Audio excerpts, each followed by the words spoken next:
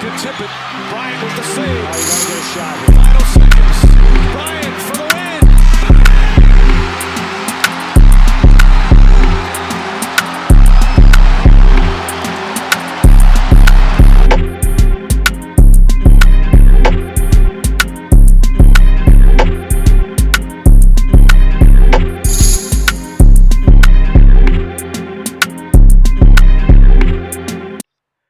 Hey, what's going on, everybody? It's your boy Kev coming at you with our very first NBA update. I'm excited to jump straight into the show because today is our very first show off of the series, man. And I'm excited to bring it to y'all because we've been shooting pilots for the last few months trying to make sure everything is right. But now that everything is perfect, man, we're going to jump straight into the show. I got a really special topic for y'all today, man. We're going to talk about MVPs, man. And if you watched the season or if you haven't watched the season, it's been a real up and down as to how MVP have been going this year.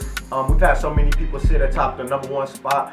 Kyrie, James Harden, LeBron, KD, Giannis, Joker, Joel Embiid. We've had so many people sit atop the number one, number two, and number three spot that have fallen, moved up and down and around in this year's voting. To where now it's just Luka, Dame, Joker with Joel Embiid sitting right outside of that. All definitely deserving of the award in their own right, as they have played at a really high level. But I do feel like a lot of those front runners qualify and disqualify themselves for many different reasons. And I also find it to be very valuable to go back into that injury pool of former front runners who have went down at some point in this season to come back and say, hey, there's about 16 or 17 games left. How can I make my team successful with this last 16 and 17 games? Because honestly, we don't even know how this award has been awarded over the years, man. We don't know if it's about seeding. We don't know if it's about record. We don't know if it's about stats.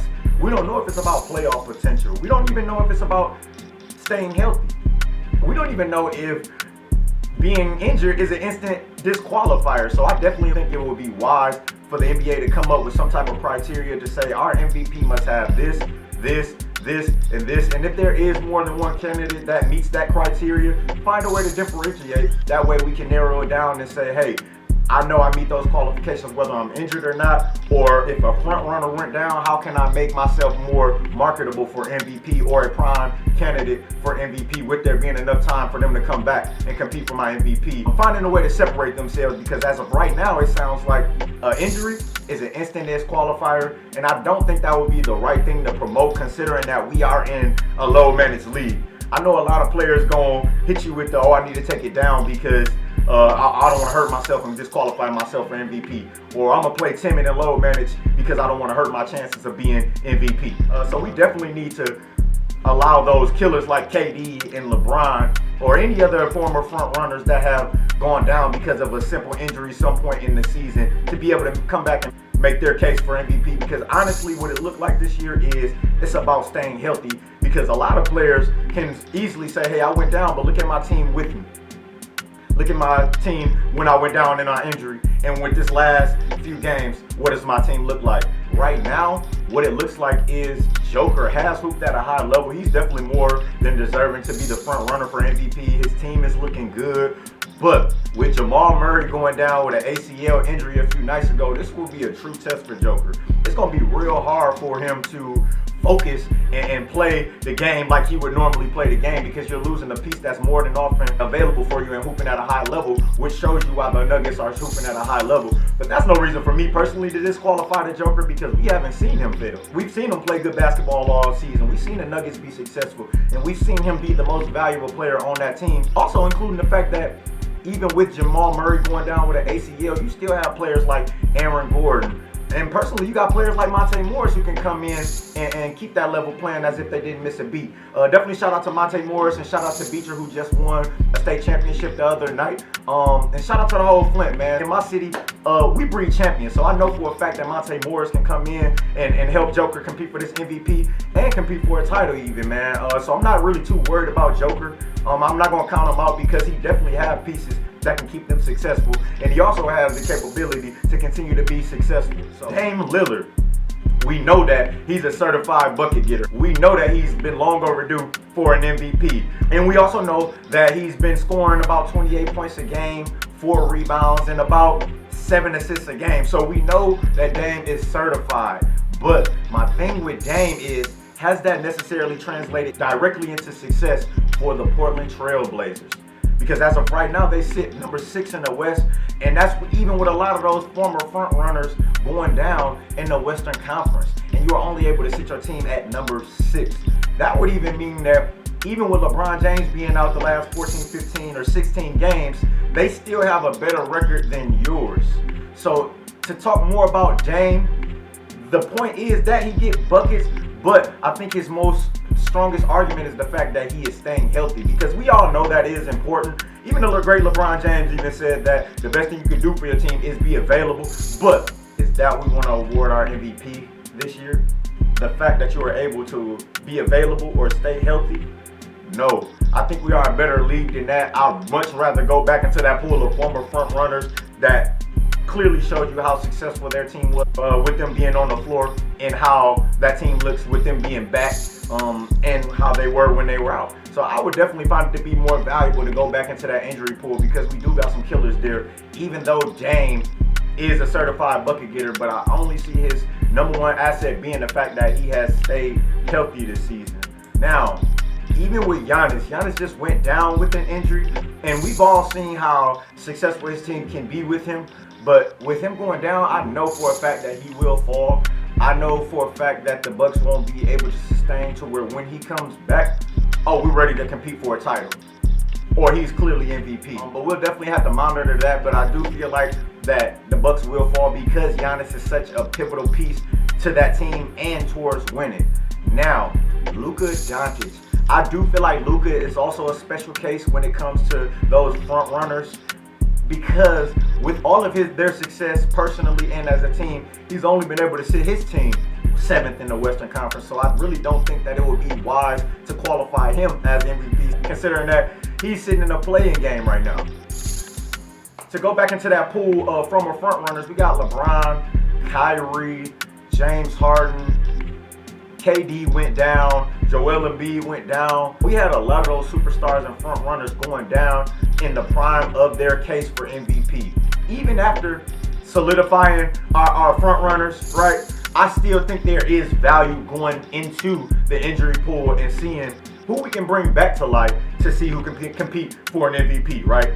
I find it very realistic, and I'll show you why. Because they differentiate in many different ways. Some qualify and some don't qualify. I think Joel Embiid doesn't necessarily qualify this year, so I know he could be taken out of that top few spots simply because Philly was able to sustain success without him. Great success without him, even as well as he played for that team. But that also goes into Brooklyn. Brooklyn has performed well just about all year, and actually James Harden and Kyrie were able to maintain success without having all three of their superstars. Or if there's a combination of the two, or if one was on the floor, they're still able to sustain success, or even being number 2 or the top 2 spots in the Eastern Conference without all of them playing. So it's really hard to kind of figure out who's more valuable on that one team, because they're all able to equally hold a number 1, number 2 spot in the Eastern Conference. But to jump more into James Harden, man, he quit on Houston, man. Let's call it for what it is, man. He quit on Houston. He was getting smacked around earlier in the season. So I would have to ask, like, what was that success in Houston? What was that MVP value in Houston? Virtually none. And we also know that you coming over to Brooklyn saying that, oh, I'm most valuable because we're going to sprinkle a little KD and Kyrie in on your MVP case, right? And I feel like MVP should be able to say, man, I fought for this. Or I'm clearly most valuable to my team because I'm doing this, this, and this. Now with James Harden, we know we've seen all of these different things from him every season. We've already given you MVP for showing your skills off, man. And so I feel like you've already gotten rewarded for being able to, step back, dribble, get your buckets, foul, whatever. And we know that James Harden is scoring about 25 points per game, about 8 or so rebounds, and about 11 assists. Now, if you study the game like I have, those numbers look real familiar, right? And we know that last year's Finals MVP has averaged 25 points, about 8 rebounds, and about 10.2 assists last year, and he finished second to Giannis TheOGVo. So would it be wise to award even James Harden or bring him back into contention, considering that we've seen these numbers before, and will it actually translate into success for him? So I think that takes him out the bucket of contenders as well, which would leave LeBron James. I do believe that he's most valuable to his team. His team went about 20-10, and they've gone about maybe 7-9 since he's been gone. So you can see how drastically different this team is without him being on the floor. And with there being about 15, 16, 17 games left. Okay, my team went 20-10 while I was here, about 7-9 when I was gone.